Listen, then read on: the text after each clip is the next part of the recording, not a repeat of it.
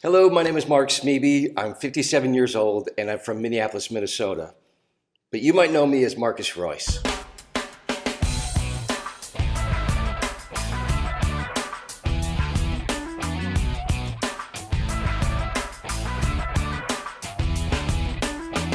I was born in Albert Lea, down in southern Minnesota. I lived in Minneapolis as a kid, and I loved music and sports. I played baseball and piano, and then I picked up trombone and drums and other assorted instruments. There was always music in the house. I loved learning how to sing harmonies along with records we'd play. I also loved taking things apart and trying to put them back together too. Anything electronic I could find, most of the time they came back together. It was a happy early childhood, but then things started to get a little tricky. We were a pretty religious family, and from an early age I had an intense desire to keep the peace, to not rock the boat, to actually be the best little guy I could be. Religion provided a great framework for how to be that perfect little guy, to not only keep my parents happy, but to keep God happy. And of course, avoid hell and eternal damnation, which is an awful lot for an 8-year-old. It's like I figured out really early in life that I needed to be a peacemaker. Something in our family dynamics showed me that it was really important for me to keep my parents happy. It wasn't just about keeping them happy with me, but literally keeping them happy. That's also a heavy weight for a kid to bear. So this idea of being perfect really became important to me. And what was perfection to me? It meant being happy, being nice, not showing negative emotions. It meant not swearing. Then add the religious element to it, and it meant studying and memorizing verses from the Bible and being at church whenever possible. It meant not sinning. It meant comparing yourself to Jesus and trying to be like him. And of course, I had no idea what that actually meant, so it basically became a performance-based life of constantly seeking positive affirmations and approval from others. There's also a very strong element of the religion I grew up in that ordered us to try to get other people to convert to our way of thinking, to make other people Christians so they could go to heaven and avoid hell like us. This was rooted in absolute certainty that the way we were doing things was the absolute and only way of doing things. The way we believed was the right way, which meant we had to believe that everyone else was doing it wrong. Even all the other Christian churches were doing it wrong. I went all in on this, even though I knew it couldn't logically make sense unless we were truly the special chosen ones to hold the actual truth. This trained me to be incredibly judgmental of others and to look at all my friends as potential converts whose eternity in heaven or hell was my responsibility. I had no idea at the time how unhappy and miserable that kind of living was making me, because to me I was just being the perfect little soldier in God's army, and that was something to celebrate, regardless of how I was treating other people or how I actually felt. And then there was another side to me that I couldn't always keep down. I loved asking questions. And in a high-control religious environment that requires a lot of blind faith, that's not a good thing. It's actually a very bad thing. Having questions means that you weren't doing something you were supposed to be doing. Perhaps you were sinning. Perhaps you just needed to read your Bible more or pray more. So I continually doubled down on my efforts and tried to abolish anything in my life that wasn't helping with that. I was continually told to be bold in my efforts to win converts, and to be unwavering in my personal spiritual disciplines, and to smile really big.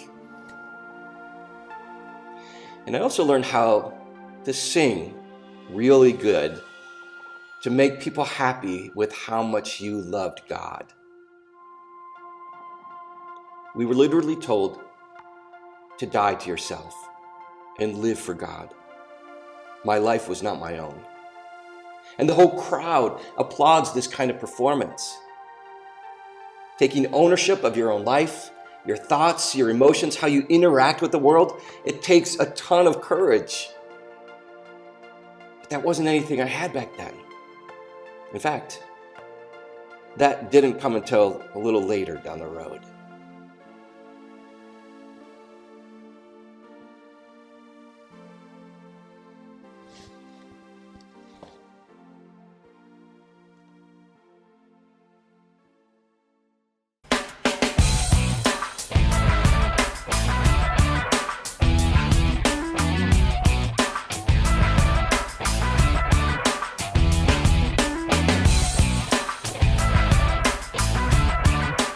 Music was always around my house growing up. Everyone played the piano and sang, and the record player was well used with standards, show tunes, classical and gospel music. It was so natural to see music as a way to feel and express emotions. Music, and even more so entertainment, became a way to live a bigger life than just the normal day-to-day stuff. I was so enthralled with people who brought joy and emotion into my life, and of course, I wanted to emulate them. My family loved Barry Manilow, who I think is one of the greatest pop songwriters and all-around entertainers. You can absolutely hear his influence in my music today, and I'm completely unashamed about that. I'm going to add Donnie and Marie Osmond to the list as well. They had a weekly variety show where they sang and danced and acted with famous guest stars. I wanted to do exactly what they were doing, and still do. Now, let's fast forward through the next 30 years of my life. Ready? Picture me singing songs, performing on stage whenever I could, getting into other performance-related activities like radio, theater, and eventually film and television. Everything was super fun and was impressive to other people, which is what I was continually striving for. When I moved to Nashville, I was able to start working more seriously on my music, eventually recording 9 albums and touring around the country doing concerts. It was awesome, and I'm so proud of everything I've accomplished.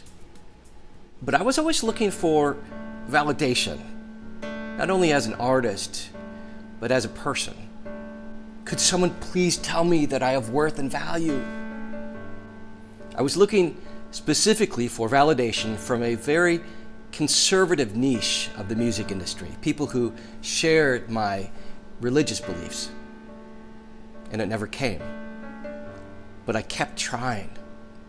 And I kept feeling that there must be something wrong with me because God and the industry weren't giving me the life of success I thought I deserved. This obviously led to some major depression that I kept trying to counteract with more performing, more attempts at writing the better song, more attempts at being the better singer. Just be better. Even though I knew myself and my own personal struggles, I knew it would invalidate me if anyone knew about them. The truth is that I knew so deeply that I could never be good enough for God, for the industry, and even for myself. I channeled these negative emotions into doing more good stuff. Like, if no record label wants me, then I'll just make the records on my own and find a few talented friends to help me out. And good stuff came out of that. I learned so much about how to produce a record, manage all the elements, vocal performance, songwriting, and then how to stage a concert with all the production elements, promotion, merchandising, etc. It was a lot. But it was also very rewarding and fulfilling to me. But it was also so exhausting doing it all by myself, exhausting emotionally, spiritually, and financially. I also was very involved in prison volunteer work. Me and a buddy would go into a local prison once a week for nearly 23 years. And while it started as a mission project, I'm so grateful that it turned out to be a place of authenticity and relationship building, and a perfect opportunity to let go of some of the judgmentalism I'd been living with. Sometimes people would notice that everything wasn't bright and sunny in my life. And at first I would reassure them that everything was fine. I was just tired. But I wasn't fine, even if I wasn't aware of it completely at the time. Even when I was a little kid, I'd always felt like an outsider.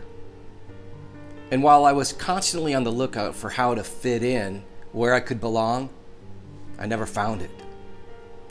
I learned early on to just be the observer, watch people, try to see behind what they are doing, listen to what they say when they don't think anyone else is listening, and all the while learning that most people can't be trusted. So I better keep up the appearances of being good so I can keep getting the opportunities I desire. My job was simple: to keep smiling and making people feel good. I'm so thankful that during my darkest days of super high performance activities combined with underlying depression, I had a group of guys in my life who I could be completely honest with about everything going on in my head. Guys who were also completely honest with me. We developed trust through intentionality in our relationships.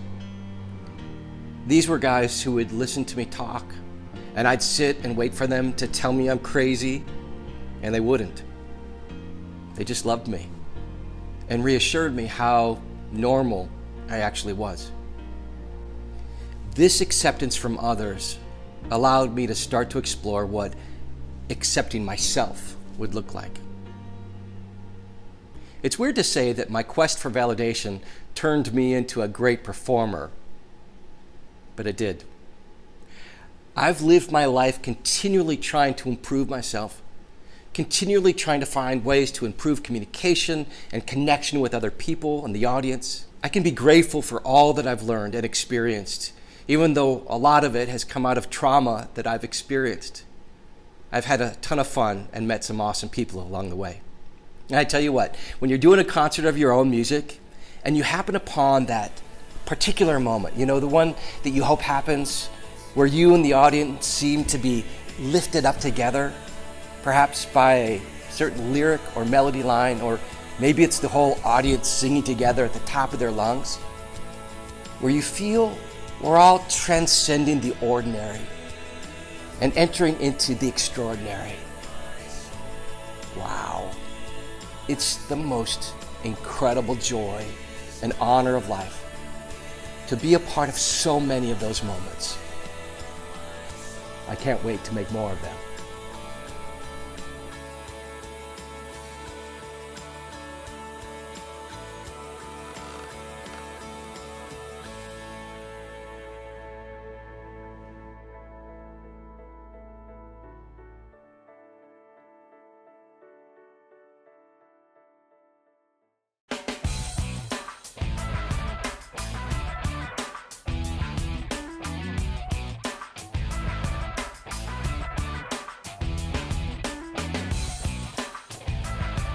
I was doing great.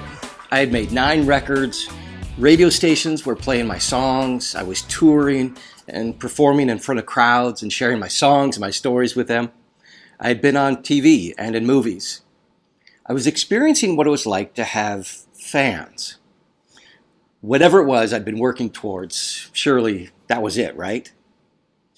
But I still couldn't shake the feeling that I wasn't good enough, or that my accomplishments weren't that great compared to the success stories of other artists I admired. It was like I was sabotaging my success just because it didn't look like someone else's.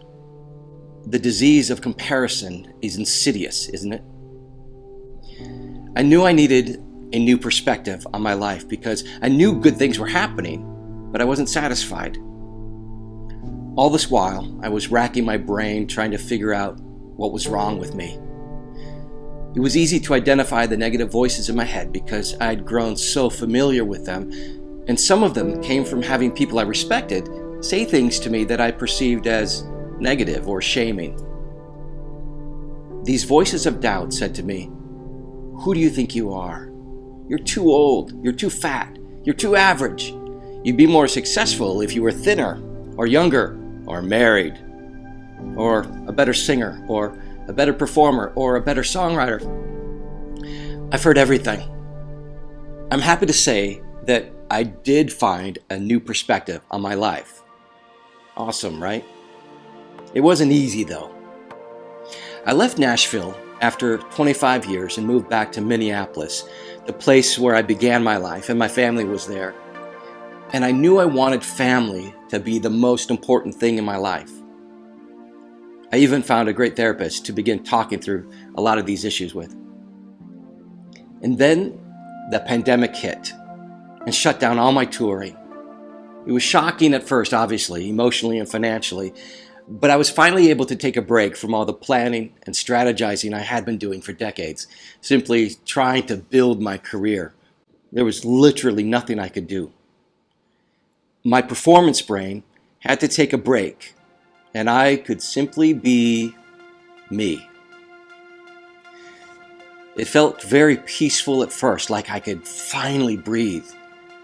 But soon I was faced with the question, who am I without all the applause?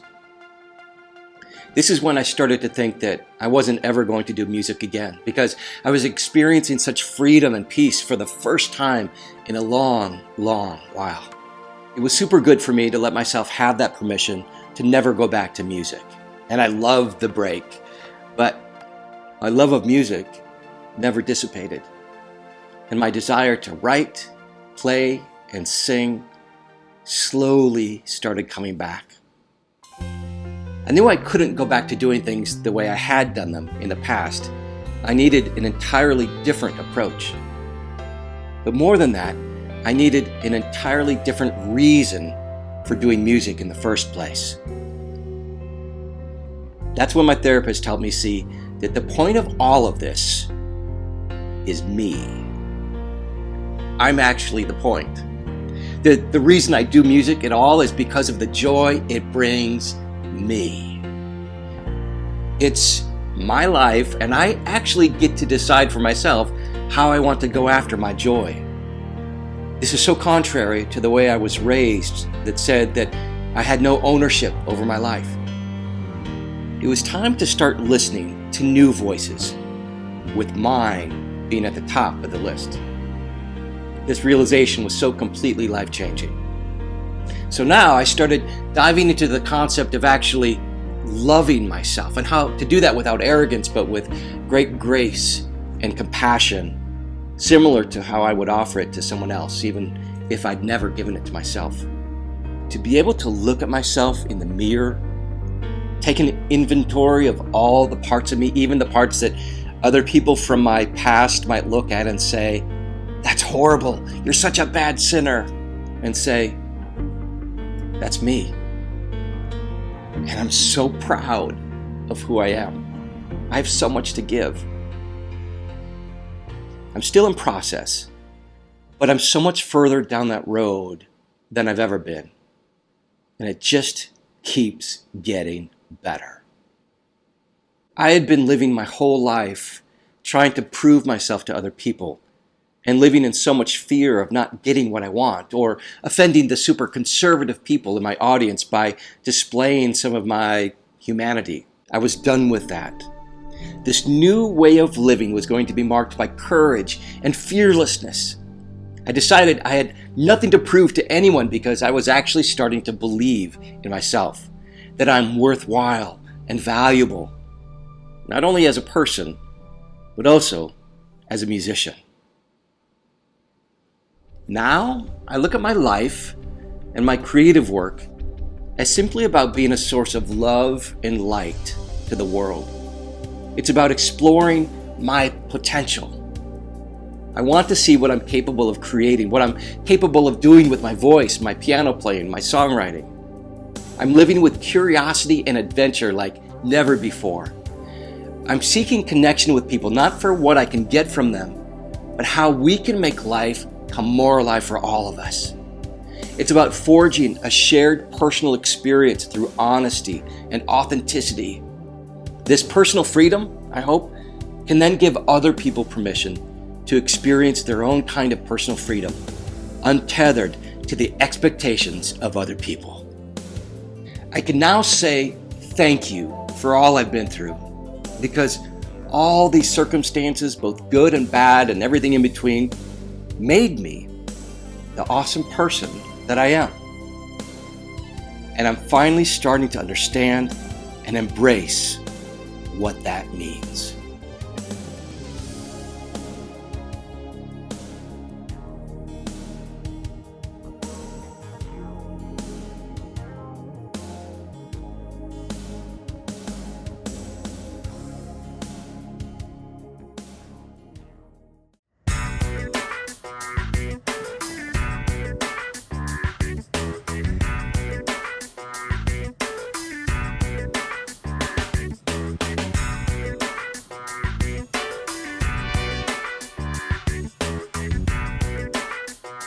I hope it doesn't sound like I've got it all figured out now, that I grew and changed and now everything is peachy.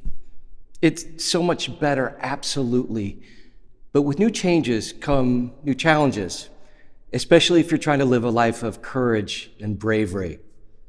It's definitely easier said than done.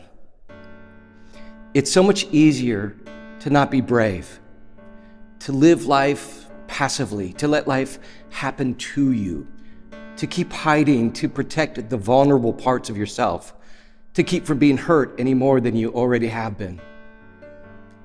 But in this new phase of my life, I keep asking myself, what does it actually mean to be brave? Like, if I was actually a brave person, what kinds of things would I do? It's quite a fun experiment. To answer that, I had to know what my fears had been and which ones were still lingering around.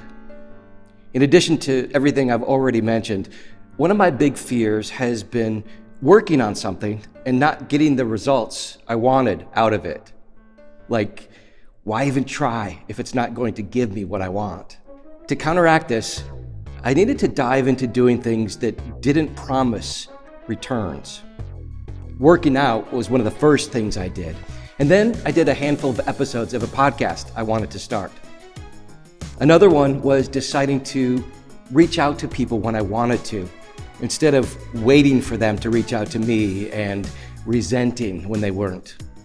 Being brave doesn't hold on to expectations of how things should turn out or what you're going to get out of something.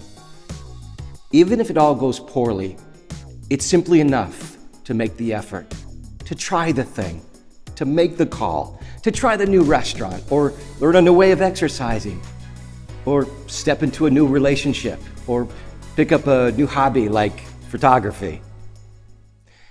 It's a way of being more engaged in life, yet holding on way more loosely to how it all goes. It's kind of an embracing of uncertainty, which is challenging, but it's beautiful because, as you know, life is nothing but uncertain. Any kind of certainty is basically an illusion. What I can control is me and my responses to what happens and to what degree I want to engage with life and other people. These steps of courage help to build a stone wall, a wall that I had been hoping other people would build for me. Taking responsibility for my self-esteem, my happiness, my life, well, it's been incredible. And life has become magical. For me, this kind of courage needs to have a powerful element of hope woven into it.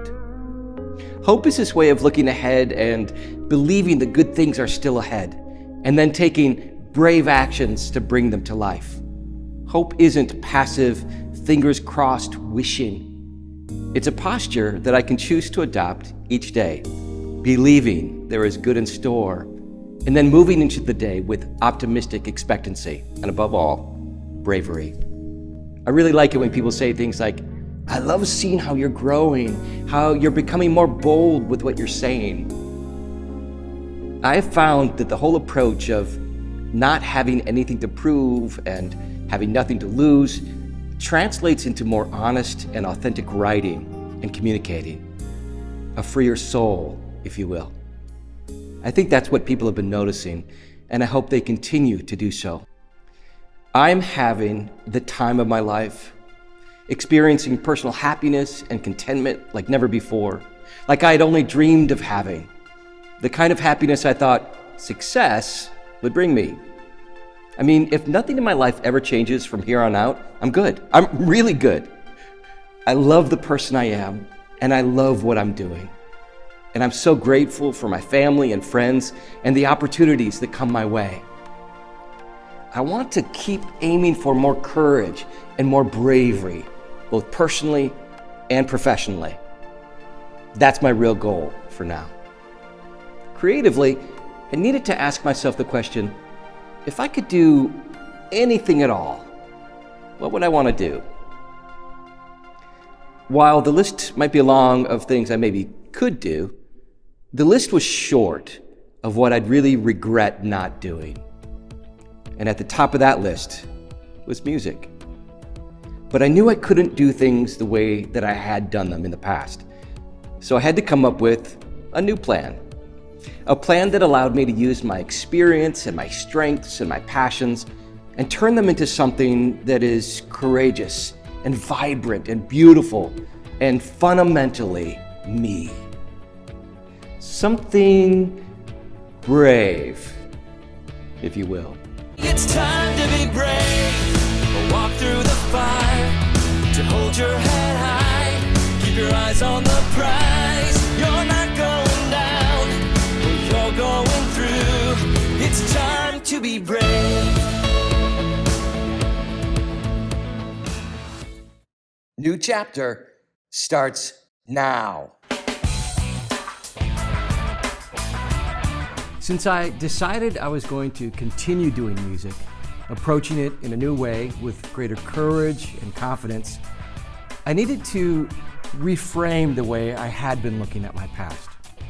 I had been looking at my music career up to that point as, let's say, not a success, in spite of what other people might have thought. I realized that instead of defining my experiences according to a definition of success that I didn't attain, I could actually focus on the incredibly long list of positive things that did happen.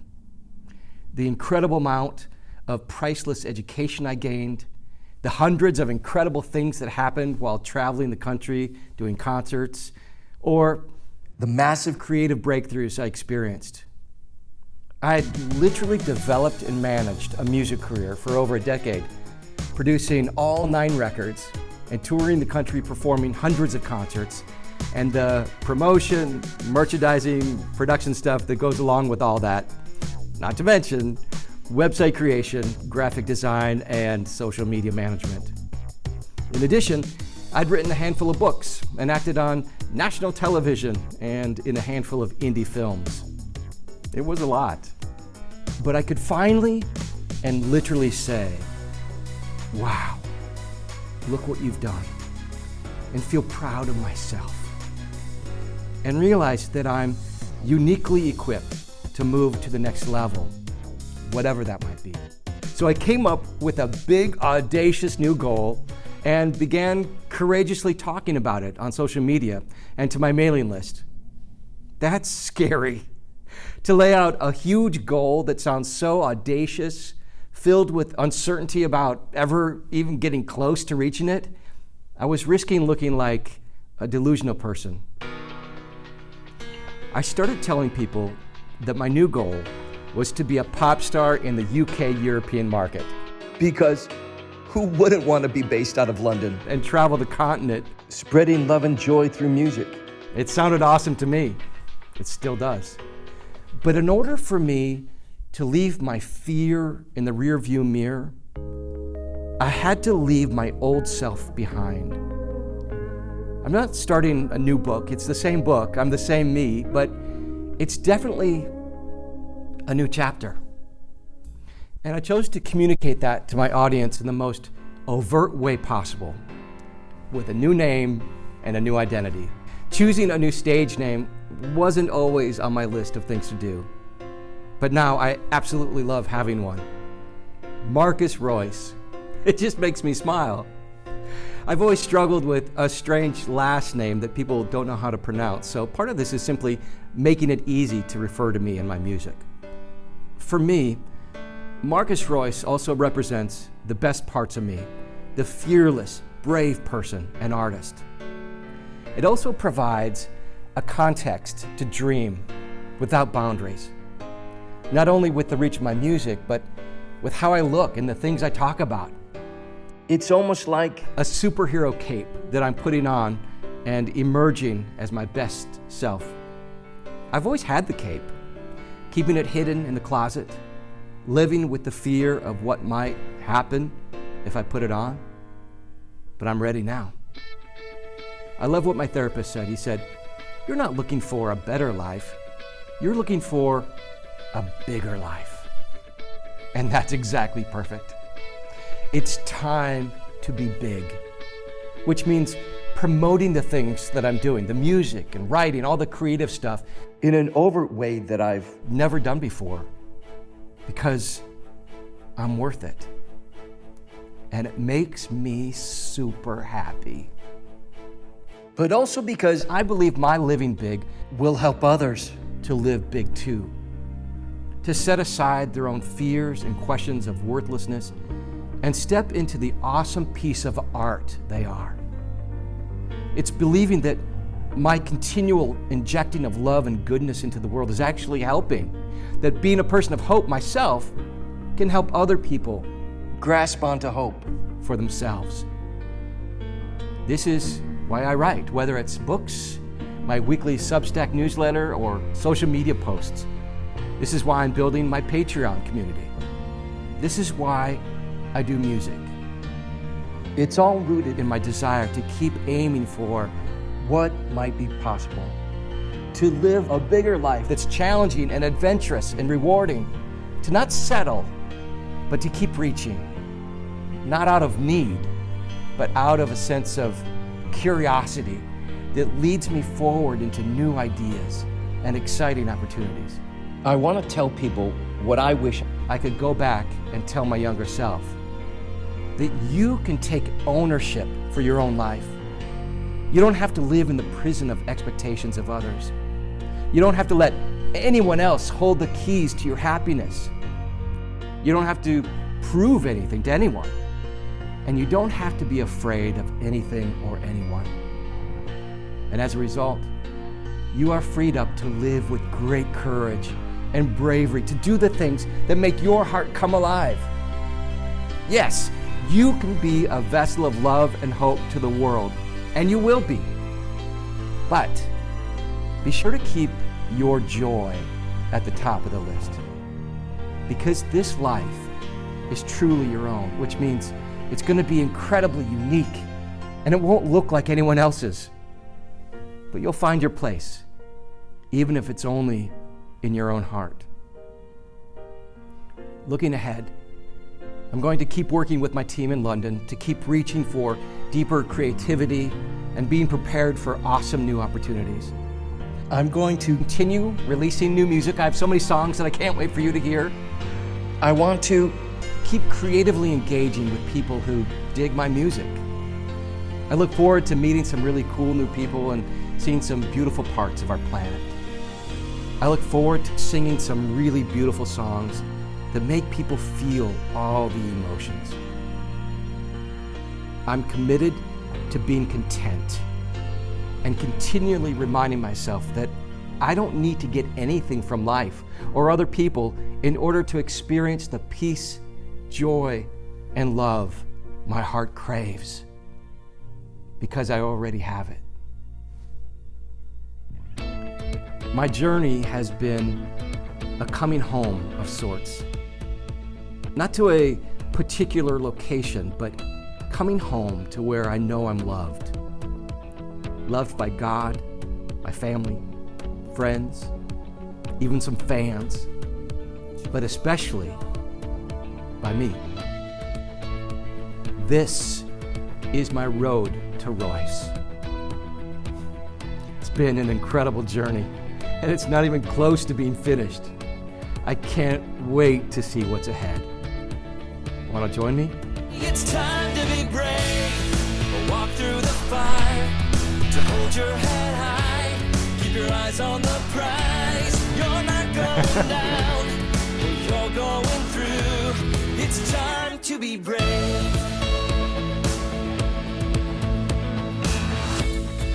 This life's too short to sit and wait.